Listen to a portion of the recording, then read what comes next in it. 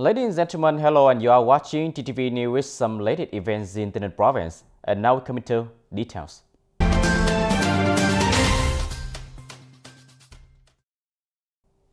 Ladies and gentlemen, the COVID-19 pandemic in Tân An Province is still difficult, with the high danger of persisting and breeding. Although the number of cases requiring hospitalization has slumped dramatically, faced with this circumstance, the Bronx People Committee has directed the Department of Health to continue deploying field hospitals for COVID-19 treatment in order to receive and treat symptomatic COVID-19 patients as well as serve patients.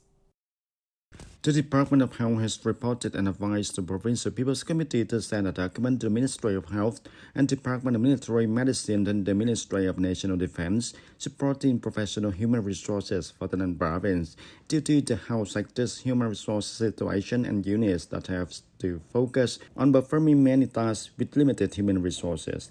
However, in the near future, the province health workers must ensure themselves that it is a shared jobs of the health sector, as given by the Provincial People's Committee.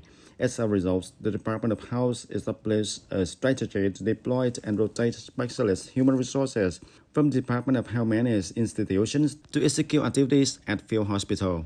As a result, hospital provincial units, medical center of district, towns and city dispatch professional staff to alternate field hospitals to perform professional tasks and meet the requirements of receiving and treating COVID-19 patients in the province, and thereby reducing the number of deaths.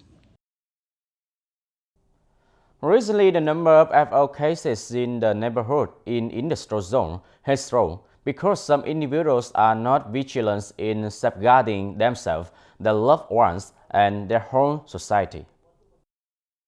The Bronx People Committee entrusted that all commercial operation and service for bars, karaoke, discos, message, internet, and video games be suspended beginning at all on November 22nd, recognizing that in the evening of November 22nd, on Nguyễn Văn Rớp Street, where many entertainment services are located, is this operation under the command of the Bronx People Committee. Some restaurants prioritize services, clients who buy and take away to guarantee health, safety, and company operation. In this pandemic circumstance, the store prioritize takeout orders. I use information technology such as Facebook to let people know about me, and then they purchase from there. Currently, food service are only permitted to serve no more than 20 individuals at a time and are not permitted to provide wine, beer, or alcoholic drink. But in fact, the distance of 1.5 meters is not ensured and does not conform with the 5K principle, potentially triggering COVID-19 infection.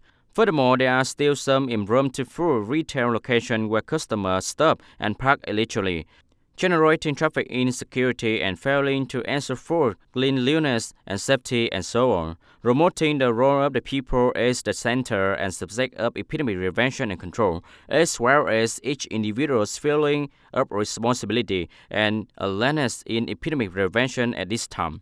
We will see resistance for the entire society.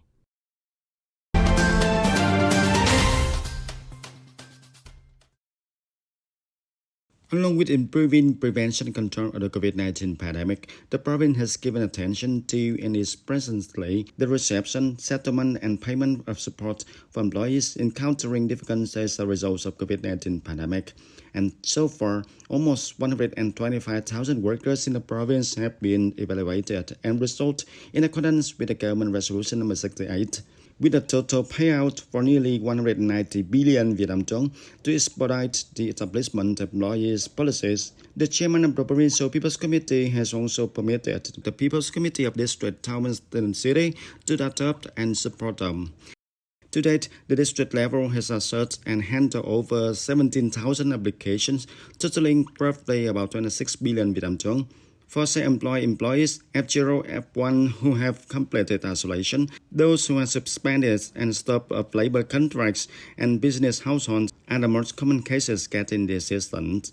And to assure protection from the COVID-19 outbreak, the assistance payments are delivered in a variety of ways, including cash payment at each hamlet, neighborhood, and bank transactions. Rome, the support capital of the central government, the Romsdal and Tennessee City that have invested and developed infrastructure, it's apparent that infrastructure building is a breakthrough and key step in the construction of new rural region.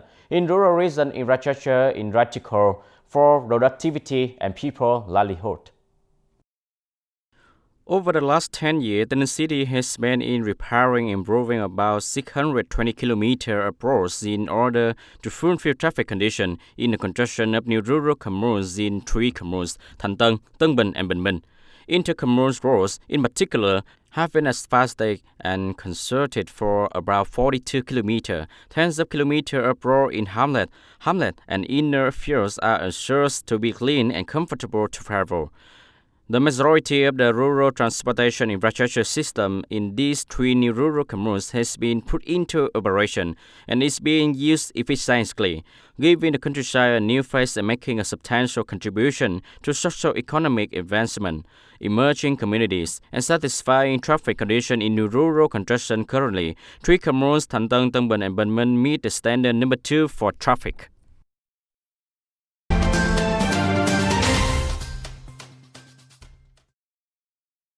The last round of the contest for good reporters and propagandists of the delegation in 2021 was held on November 23rd in the spirit of guaranteeing safety to avoid and manage the COVID-19 outbreak.